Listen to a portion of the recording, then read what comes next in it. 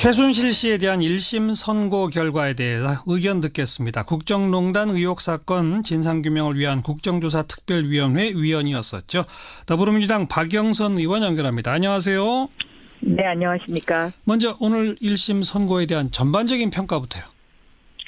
네, 전반적으로는 국민들이 납득할 만한 부분에 선고가 있었다라고 생각이 됩니다. 네. 다만 이제 그 벌금 180억 부분에 대해서는 네. 이 최순실이라는 사람이 그 동안에 여러 가지 했던 그 죄가라든가 아니면 숨겨놓은 재산이 상당할 것이다라는 이런 어떤 부분과 비교해봤을 때는 너무 이것이 축소된 것이 아니냐는 그런 비판이 있을 수 있겠습니다만은 네.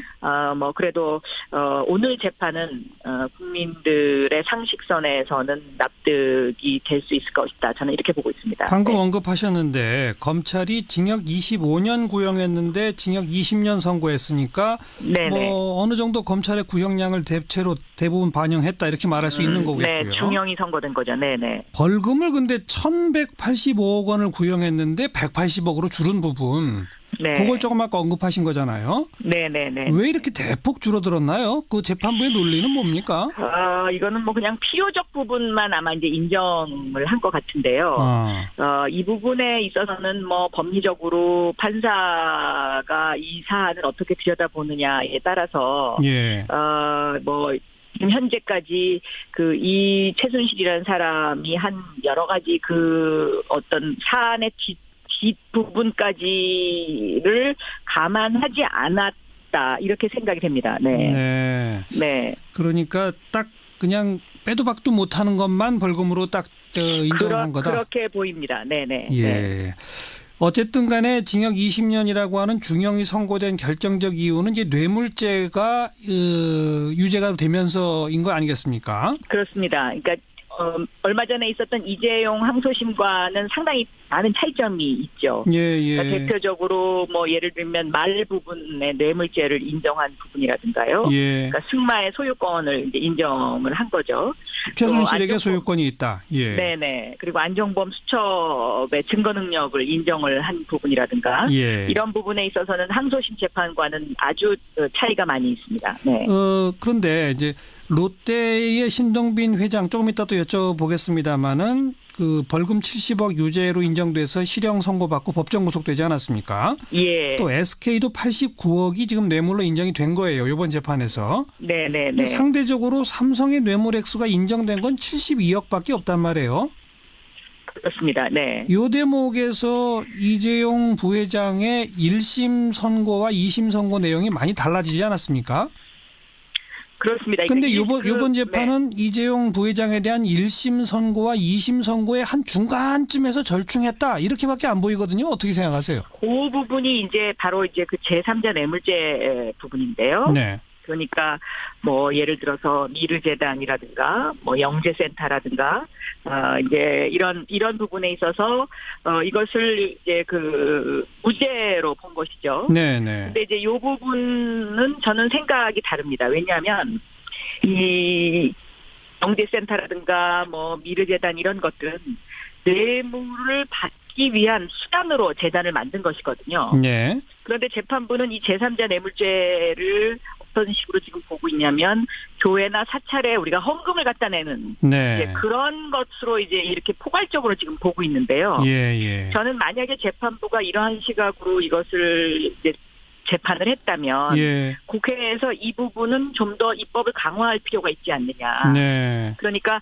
뇌물을 받기 위해서 수단으로서 어떤 재단을 만들었을 경우에는 이것이 무죄가 될 수 없도록 하는 부분에 좀 더 법조문을 명확히 할 필요가 있겠다. 이런 생각이 듭니다. 네. 예. 그러면서 또 롯데와 SK의 그 재단 출연금은 뇌물로 받단 말이에요.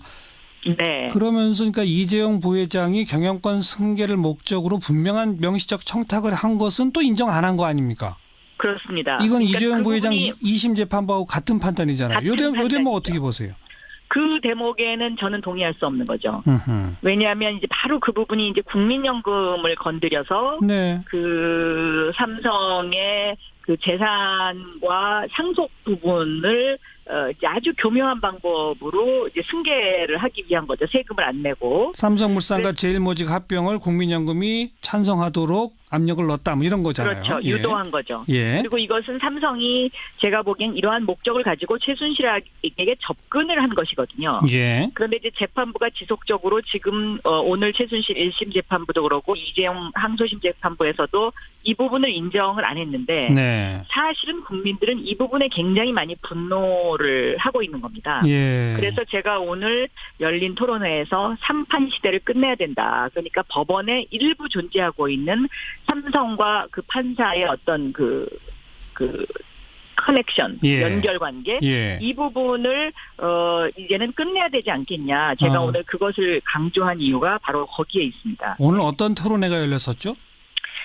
오늘 민주정책연구원 주최로 해서 이제 긴급 토론회, 이재용 재판 이대로 좋은가? 이건 다시는 있어서는 안 된다라는 예, 예. 주제의 이제 토론회가 오전 10시에 예. 그 김민석 원장 주재로 있었습니다. 네.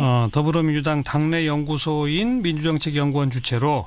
네, 그렇습니다. 네. 좀 아까 삼성과 판사를 연결시켜서 3판 시대란 말을 쓰셨는데 이게 원래 있는 용어입니까? 만드신 용어입니까? 그렇지 않습니다. 그러니까 보통 이제 우리가 지방에 내려가면 향판이라고 하는데 이 향판이 반드시 나쁜 뜻으로 쓰이는 것은 아닙니다. 예, 예. 이제 그 고장에서 일어났던 일들을 주로 담당하면서 다른 곳으로 가지 않고 이제 그곳에서 이제 일하시는 판사들을 향판이라고 얘기하는데 예. 거기에서 이제 제가 그냥 따온 것입니다. 그래서 이 법원의 일부, 그러니까는 다 그렇지 않습니다. 근데 그 일부 판사분들이 삼성에 이렇게 좀 기울어진 재판을 하는 판사들이 좀 있습니다. 아직도. 예. 그래서 보통 이제 그 재벌 형량이 따로 있냐, 네. 재벌 양형이 따로 있냐, 이제 이런 어떤 비판이 있어왔던 것이죠. 네, 네. 오늘 오전에 이 토론회를 여신 걸 두고 최순실 1심 선고 날을 일부러 토론회 날짜로 잡은 거 아니냐. 이건 정치권, 정당이 사법부를 압박하려는 것 아니냐라는 지적도 있습니다. 어떻게 생각하세요? 제가 주최자는 아니기 때문에 왜 오늘 그 토론회가 잡혔는지에 대해서는 자세한 내막은 알 수가 없는데요. 네. 아마 설을 앞두고 있어서 날짜를 이렇게 유연하게 잡기는 조금 힘들었지 않나. 저는 그런 생각을 합니다. 꼭 예. 오늘이 무슨 최순실 재판에 어떤 그 압력을 행사하기 위해서 그 세미나가 있었다고 생각하지는 않습니다. 예. 네. 하긴 재판부가 판결문을 오늘 오전에 쓰진 않았겠죠. 그렇습니다. 이미 써놨겠죠. 아마 한 2, 3일 전에 다 끝내놨을 겁니다. 네. 자, 그리고 청와대 안종범 전 수석에 대해서는 구형량이 징역 6년 벌금 1억인데 그대로 선고가 내려졌네요. 이건 어떻게 보십니까? 그만큼 이제 공직자에 대해서는 좀 더 강화된 그 판사의 입장이다. 저는 그렇게 보고 있습니다. 네, 그래서 네. 대한민국의 공정을 이끌어야 되고 또 정의로운 어떤 대한민국의 철학을 구현해야 되는 공직자가 예. 이렇게 어떤 재단에 연루돼서 이러한 일을 하는 것은 이거는 옳지 못하다. 예. 그런 좀 강한 의지가 있지 않았나 이렇게 생각합니다. 그다음 네. 신동빈 롯데 회장에 대해서는 구형이 징역 4년 추징금 70억인데 징역 2년 6개월 추징금 70억입니다. 그 구형보다는 형량이 좀 줄어들었지만 실형 선고하고 법정 구속은 하긴 했어요. 이건 어떻게 보세요? 저는 일단 실형이 선고됐다는 것을 좀 유념해서 볼 필요가 있겠다. 네. 왜냐하면 이 실형 선고라는 이 부분이 일단은 롯데와 다른 재벌과의 어떤 좀 약간 차이점도 있고요. 예. 그래서 요 부분은 2심에서 요것이 어떻게 될지 좀 더 유념해서 봐야 되는 부분이 아닌가 이렇게 예. 생각이 되고 있습니다. 네. 보통 재벌 회장한테 1심에서 이렇게 2년 6개월 정도 하면 2심 가서 집행유예로 나오는 경우가 많더라고요. 그렇습니다. 네. 그러니까, 그래서 이것을 좀 더 유념해서 좀 앞으로 더 지켜봐야 되는 부분이다라는 생각이 듭니다. 네. 그리고 이번 선고 내용 아까도 질문에 있었습니다마는 이재용 부회장에 대한 1심 선고에서 인정된 것과 2심 선고에서 인정된 것 사이에 중간 정도란 말이에요. 예. 그럼 이게 이재용 부회장 대법원 재판에도 무슨 영향을 미치나요? 이런 선고가? 저는 조금 영향은 있을 거라고 생각합니다. 그러니까 대법원에서 아마 이재용 부회장의 선고와 관련해서 굉장히 치열한 논쟁이 있을 것 같은데요. 예. 적당한 선에서 지금 이번 선고를 내리지 않았나 저는 그렇게 보고 있습니다. 예, 그러니까 예. 지난번 항소심이 국민들한테 너무나 지나친 비판을 받았기 때문에 예. 그 비판은 좀 면하면서 그렇다고 해서 이재용 부회장이 이 대법원에 가서 완전히 이것을 파기환송할 수 있을 정도의 그런 강한 재판은 또 피하면서 예. 뭐 이런 어떤 그 굉장히 그 경계를 드나드는 아하. 그런 재판을 지금 했다 이렇게 생각합니다. 네. 자, 오늘 최순실 씨에 대한 징역 20년 선고를 보면 박근혜 전 대통령에 대한 선고는 어떻게 예상하십니까? 저는 여기도 중형이 나오지 않을까 그렇게 생각하고 있습니다. 왜냐하면 안종범 부분도 공직자라는 부분이 강조되지 않았습니까? 네. 그리고 최순실 부분도 20년의 중형이 내려졌기 때문에 예. 박근혜 대통령도 저는 이건 중형을 할 수밖에 없지 않나 이런 예. 생각이 듭니다. 그러니까 그 중형이라고 하는 게 최순실 씨 20년보다도 셀 수밖에 없는 거 아닌가요? 어떻게 보세요? 거기까지는 제가 지금 뭔가 예상을 해서 말씀드리기는 좀 이른 감이 있습니다. 네. 예. 알겠습니다. 오늘 재판 결과는 여기까지 말씀 듣고 네. 지금 또 하나 이제 화제가 그 삼성이 다스 소송 비용 냈다 이 의혹 부분 말이에요. 예, 이명박 전 대통령 부분요. 예, 네. 예. 여기에 대해서 박영선 의원께서는 삼성 입장에서 볼 때 최순실 정유라 말 사건하고 이명박 다스 변호사 비용 대납 사건이 아주 유사한 형태로 진행됐다라고 언급하셨던데 무슨 뜻입니까? 저는 만약에 검찰의 그 수사가 만약에 이것이 사실로 밝혀지면은 네. 이거는 뇌물이다라고 보고 있습니다. 네. 그러니까 그 삼성이 다스의 변호사 비용을 대납해 준 것은 결과적으로 다스가 이명박 대통령의 것이라고 생각했기 때문에 예. 그것을 대납을 해줬지. 예. 그렇지 않고는 그 왜 대납을 해주겠습니까? 예, 예. 그런 관점에서 제가 말씀을 드린 것입니다. 그러니까 다스가 이명박 전 대통령 거니까 거기에 대납해주면 이명박 전 대통령이 뭔가 내 요구를 들어줄 거다 이거단 말이죠. 그렇습니다. 그 당시에 있었던 일들을 반추해 보면은요. 네. 이건희 전 그러니까 회장의 그 특별 사면이 원포인트 사면이 있었고요. 딱 한 명만 특별 사면 됐죠. 그렇습니다. 네. 네. 또 그리고 금산분리법 가운데 금융지주법 날치기 통과된 사건이 하나 있었고요. 예. 그리고 오늘 상당히 논란이 됐던 그 4조와 관련된 부분의 차명재산과 관련돼서 세금을 부여할 거냐 말 거냐. 예, 예. 요 세 사건이 그 시기에 있었던 사건들입니다. 예, 예. 바로 그런 데서 이명박 전 대통령에게 뭔가를 요구하며 이걸 대납했다라고 지금 보시는 거고.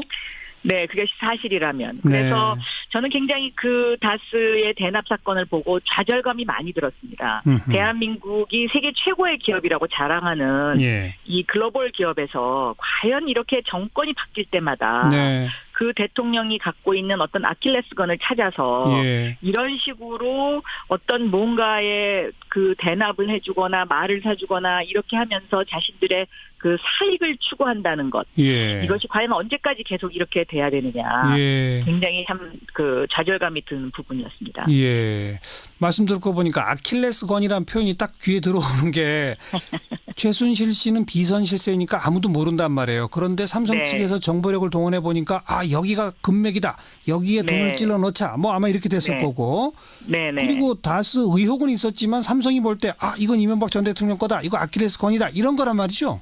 그렇습니다. 네. 그거는 삼성 아니면 그러니까 모르는 거기를 것들이네요. 딱 잡고 있는 거죠. 네. 네. 그 정권의 어떤 그 아킬레스건을 딱 쥐고서 자신들의 그 사리사욕과 기업의 사익을 위해서 세금을 제대로 내지 않고 뭔가 재산 상속을 계속한다. 예.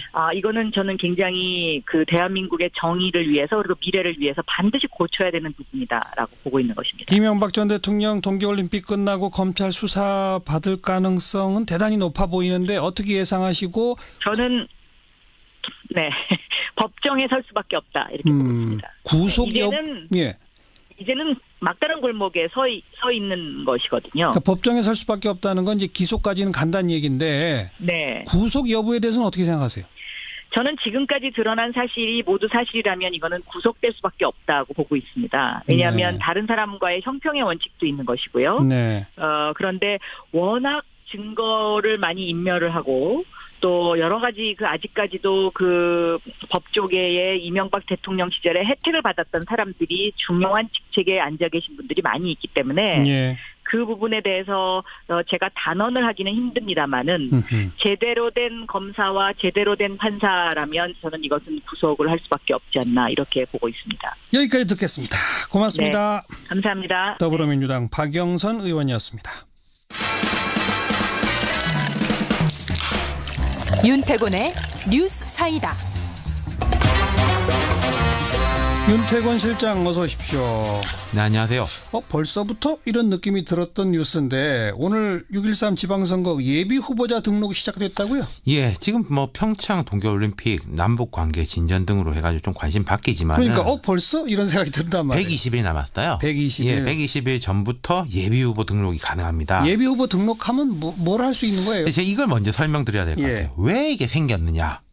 현직을 가지고 있는 정치인들하고의 차별 문제 때문이에요. 아하. 예컨대 뭐 단체장이나 좀 전에 나온 박영선 의원이나 이런 분들은 나를 뭐 찍어주십시오. 이런 선거운동 직접 하지는 않더라도 활동을 하는 것 자체가 인지도도 올리고 뭐 직간접적인 선거운동이 되는 거잖아요. 예. 근데 현직이 아닌 사람들은 공식 선거운동 전까지는 뭘 하면은 그게 불법 선거운동이 되는 거거든요. 아무것도 못하니까. 그렇죠. 그래서 예비 후보 제도라는 게 생긴 겁니다. 예비 후보가 되면은 선거운동 기간 전에도 오늘부터 선거사무소 설치, 명함 교부, 이메일 발송 등이 가능해요. 알겠습니다. 예. 대신에 기탁금 5분의 1을 내야 됩니다. 미리. 예. 예비 후보도 뭐 최소한의 이 제한을 두자는 거죠. 뭐 너무 많이 등록하면 안 되니까 시도지사나 교육감 선거 같은 경우에는 1,000만 원. 1,000만 원을 미리 내면 예비 후보 등록하고 사무소 설치할 수 있다. 그렇죠. 그러면 지금 현직을 맡고 있는 단체장이나 현직 의원이나 이런 사람들은 예비 후보 등록 굳이 할 이유가 없네요. 그렇죠. 그리고 또 직을 사퇴해야 되니까 실익이 없어요. 이제 몇몇 정치인들이 배수진을 친다는 각오를 보여주기 위해 가지고 의원직 사퇴를 검토했는데 각 당에서 강력하게 경고. 지금 현역 의원 한석이 아주 중요하니까. 그렇죠. 그래가지고 다 뜻을 접었습니다. 오늘 첫날인데 많이들 등록했나요? 그러니까 조금 인지도가 떨어지는 분들이 주로 했고 또 이제 지역별로 조금 다른데 보면은 이제 서울시장 같은 경우에는 녹색당 신지혜 후보 유일하게 등록했습니다. 유일하게. 뭐 박원순 시장이나 좀 전에 박영선 의원, 뭐 민병두, 우상호, 전현희 의원 이렇게 출사표를 이미 던진 분들은 아마 당 경선 후보 등록부터 시작을 할 거예요. 그렇겠네요. 대신에 충남지사 이쪽이 재밌는 것이 박수현 전 청와대 대변인, 복기환 전 아산시장 등 좀 지명도 높은 인사들이 바로 오늘 등록을 했어요. 충북지사에도 이제 몇 명이 등록을 했는데 충남 같은 경우에는 안희정 현 지사가 출마하지 않고 그리고 박수현, 복기왕 이 두 분 같은 경우에는 현직이 아니기 때문에 그렇죠. 하루라도 빨리 움직이겠다. 설 연휴 동안 열심히 뛰겠다 이거죠. 경북지사 예비 후보로는 한국당의 남유진 전 구미시장, 제주도지사는 민주당 김우남 전 최고위원, 문대림 전 청와대 비서관, 뭐 박희수 전 제주도 의회 의장 뭐 등이 각각 등록을 했고 부산시장 예비 후보로는 박민식 전 의원, 대전시장 예비 후보로는 남충희 바른정당 대전시당 위원장, 허태정 전 유성구청장 등이 나섰고 울산시장 자리에는 민주당 소속의 송철호 변호사 국민권익위원장 지낸 분이에요. 또 김창현 민중당 시당위원장 이렇게 등록을 했고 그리고 교육감은 많이들 하셨더라고요.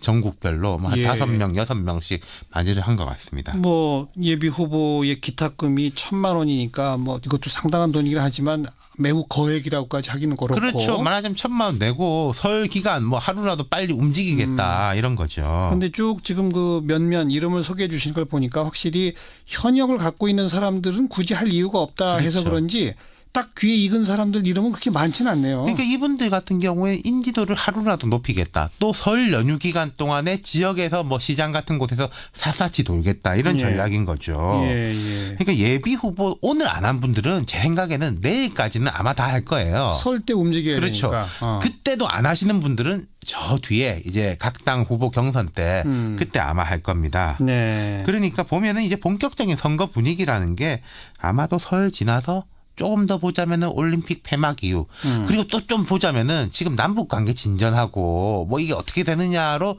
또 쏠릴 가능성이 높아요. 국민적 관심이 거기에 그렇죠. 집중되니까. 그렇다면은 예. 이게 좀 분위기는 예년보다는 좀 늦게 뜰 가능성도 높다. 네. 그러면은 아까 말씀드렸던 이 예비 후보들은 마음이 급한 거예요. 예. 분위기가 떠야지 이제 내 인지도도 같이 올리는데 예. 분위기가 늦게 뜨면은 지금 현재 유리한 분들 그러네요. 아무래도 그분들이 유리할 수밖에 없는 거죠. 그러니까 사람들이 주목도 안 하는데 내가 혼자 열심히 명함 뿌리고 다녀봐야 효과가 없는 거잖아요. 그렇죠. 판이 이제 장이 서야 된다는 거죠. 각 당이 그 본격적으로 내부 경선 절차에 돌입하는 거. 그렇죠. 그때 그게 정도. 아무래도 지금은 조금 늦춰질 것 같다. 뭐 3월 한 중순 뭐 때부터 이제 뭐 윤곽이 드러날 것 같습니다.